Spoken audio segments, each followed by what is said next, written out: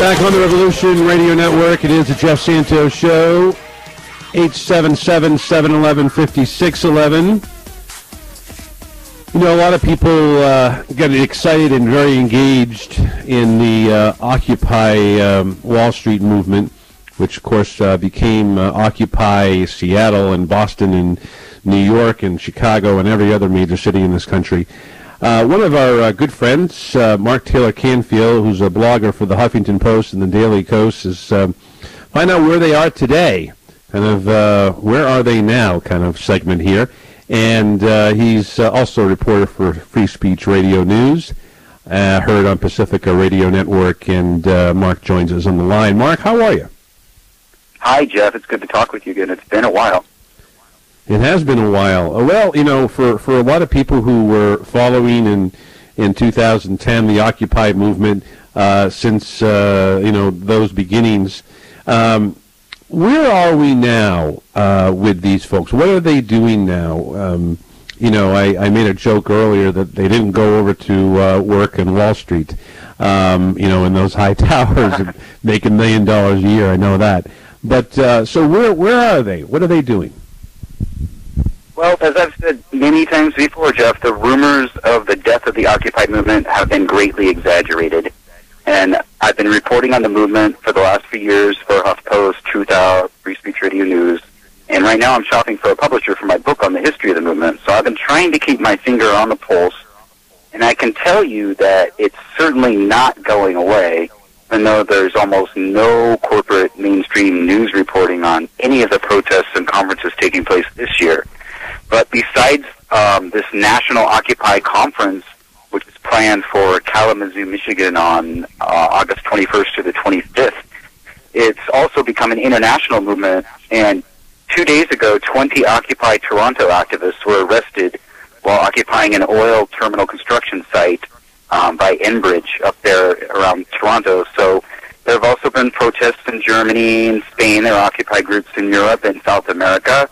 And through the Mumble software and through the Inter-Occupy website, there have been phone and video conferences with activists in Brazil, the UK, Turkey, Spain, Iceland, and a lot of other countries around the world where people are also facing austerity measures and the loss of their economic and political power for labor unions, environmental and social groups.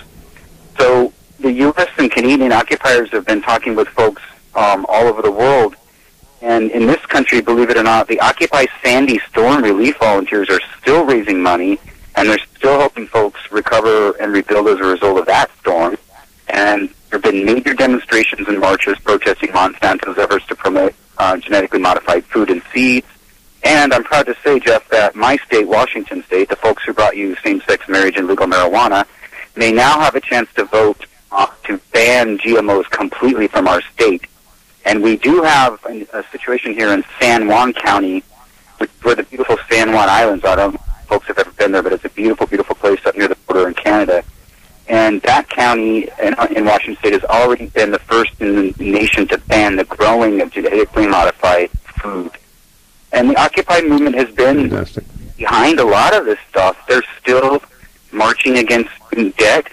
They're still doing a lot of things like trying to keep people from getting evicted during home foreclosures and keeping families in their homes, despite the best efforts of the banks to evict them and take over the property, often through very unsavory and possibly illegal actions. But one of the most interesting and successful Occupy projects that has been Occupy Medical. It's a program in Eugene, Oregon, where volunteer doctors and medical practitioners are offering their services to the public for free.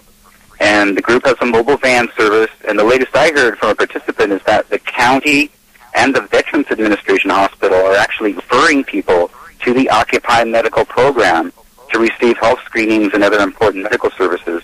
So it's a prime example of how people are making a difference and are helping folks in their own communities by joining together and organizing volunteer projects, which seems to be one of the main focuses of the Occupy movement this year. It's a sort of DIY mentality that says, don't wait for public officials and politicians to provide services. Do it yourself. And it seems to be highly effective in some of these cases. So that's sort of the situation right now, and people are gearing up for the national gathering in Kalamazoo, Michigan, August 21st to the 25th. And the reason that the organizers chose Michigan is because, as we all know, there are city financial managers that are running some of the cities and metropolitan districts there. The huge cut in public services and government services and major economic problems coming from that part of the country. So it's a perfect place, in the minds of the organizers to discuss these kinds of economic issues, which began, of course, with the bailing out of Wall Street banks and Lehman Brothers and all these other corporations many years ago. But actually, there have been several bailouts over the last few administrations. But what the Occupy folks are saying today is, instead of taking to the streets and confronting government officials and corporations, what they really want to do is to start building a structure themselves that people in their own community can volunteer for and work on and add their expertise, so that whatever people see in their community as a problem, in Boston it's going to be a different issue maybe than in Seattle or in Los Angeles or Chicago, but in each community, and in Toronto, Canada, and other places in Canada and Europe, people are taking on these issues in their own local communities. So I would say that is the strength of the movement this year. We're talking with Mark Taylor-Canfield, blogger for the Huffington Post and Daily Coast, and also reporter for Free Speech Radio News, heard on the Pacifica Radio Network. Let me ask you this. One of the criticisms, and I think a lot of it is sort of unjustified for a group that just literally started weeks before the criticism started of them, and that is to look at the situation with how community groups interface with elected leaders, business leaders, and others, because to me, one of the things that I think that Occupy did very well is it sort of opened the eyes. It opened the eyes of media. It opened the eyes of business. It opened the eyes of political leaders. And I really believe that, from a local community perspective, and I think this is really vital, that if you can get, let's just say, for instance, you're on the coast, if you can get folks that are the surfers and the folks who are the baykeepers involved, and then they can go to the legislative leaders and say, hey, this is what we need to do. If we don't do this, we're going to make sure that you don't have an office, that you're not going to be in that same post than you are before, because we got a coalition that we're involved with Occupy. Those sort of elements, is that being thought of in that way, as opposed to just being a protest vehicle, that there are tentacles which reach out again to politics, to business, and the sort of the general community that obviously the media will follow. Well, there are two things there that you bring up that are really good points. One is that there has always been at least a small group of people in the Occupy movement that are already either active liberal progressive Democrats or civil libertarians, or folks, that consider themselves not conservative, who have been working within the political system, within the Democratic Party. I can tell you that my own effort to do that last year as a delegate was not an easy situation, because the leadership, even in Washington State, which is the most progressive state in a lot of ways, even the Democratic leadership here is very hesitant and wary of aligning itself with the Occupy movement, because, of course, there have been situations like here, the last two May Day demonstrations. There were confrontations with police. Now, those were fringe groups that were involved in the Occupy Seattle groups, but it still cast a sort of pall on the rest of the movement. Sure. It's also happened in San Francisco and other places where people have taken opportunities, to break windows and cause property damage. It resulted in a federal grand jury investigation here in Seattle, and at one point, 4 activists were put in solitary confinement for refusing to testify at that grand jury. But that started last year in August, and as of now, there have been no convictions. So it's a very touchy political issue when you're trying to take on the local and state government. Our own mayor here, Mike McGinn, did try to sort of cover for the Occupy movement in the beginning and supported it, but in the end, he was one of many Democratic mayors around the country who actually ordered the arrest of people that were occupying parks and things like that. So there is a sort of political schism, but there's also, like I said, always been people within the Occupy movement who are already working within the political establishment. And when I gave a speech before the Progressive Caucus of the Democratic Convention here in Washington State, I got a standing ovation.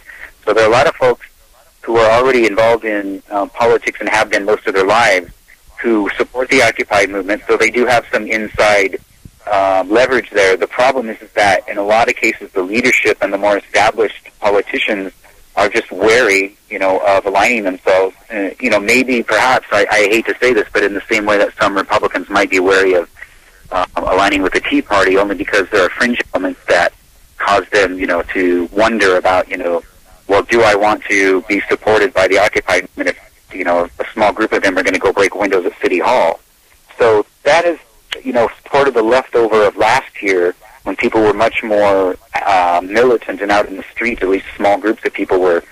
Unfortunately, this year in Seattle, we had another incident where there was a confrontation between police and protesters. A small group at the end of the day decided to confront the police. There were flashbang grenades used. People were pepper sprayed indiscriminately, including an ABC news reporter. And it got out of hand, both on the police side and on, the hands of a small group of protesters. So until we can avoid those kinds of things and create a political movement that really has a grassroots, really solid foundation, I think, we're sort of banging our heads against the wall. That's just my personal opinion from my own experiences. I see this movement as something that is just growing, and it's in a very embryonic stage. And the first stage was a little bit apolitical and anti-political. I think the next stage, as people mature in the movement, will be, forming possibly even third parties or some other way of addressing these issues on the political level. We do have some good politicians. I would say that Elizabeth Warren has been a really good representative of a lot of the tenets of the Occupy movement. Here in Washington State, we have Bob Hasagawa, our state senator, who's pushing for a publicly owned state bank, which is one of the tenets of the Occupy movement. Great idea. And we've also had a city council that has passed a unanimous resolution looking into divesting the city's money from the major corporate banks that got the government bailouts. So there has been some success on that level, but I think it's going to take a while before the political establishment and the Occupy groups, get used to each other enough to whether they can actually work together. I think right now there's sort of a political standoff, and that's one of the things I've been writing about in my book, is just how these kinds of political movements change and grow, and how there are so many different branches. Because, like I said, there are actually people that I know in the Occupy movement in Seattle that are very politically connected and oriented, and are meeting with Jim McDermott and talking about these issues. Well, I think it's really important that the folks that are involved in Occupy realize that they have a lot of power and influence amongst particularly young millennials, and even though there are older people in the movement, I understand, but 20-somethings who see that they are making change, that they will find a way to get more people to gravitate to that. And if you stick, I think the idea is a great one, in which, there's a Vancouver edition, of a Seattle edition, a Boston edition, and a Philadelphia edition, that if you focus on how do we make, education more accessible to minorities, how do you do to clean the aquifers and the other water areas of the particular region, whatever it might be, and they get involved with the advocacy groups. Think about Sierra Club as an environmental group as an example. All of a sudden you get yourself there. I just think it's got a great future. So I really appreciate you giving us the update today. This is going to be something to watch, and I hope they can pull that off. Yeah, some of those groups that you mentioned actually did endorse Occupy Seattle, so I would agree with you that the door is still open to that kind of collaboration. Mark Taylor-Canfield, it's great to talk to you, sir. Again, a blogger for the Huffington Post and Daily Coast, and also a reporter for Free Speech Radio News on the Pacifica Network. Thanks so much. All the best. Thanks, Jeff. We'll be back after this timeout.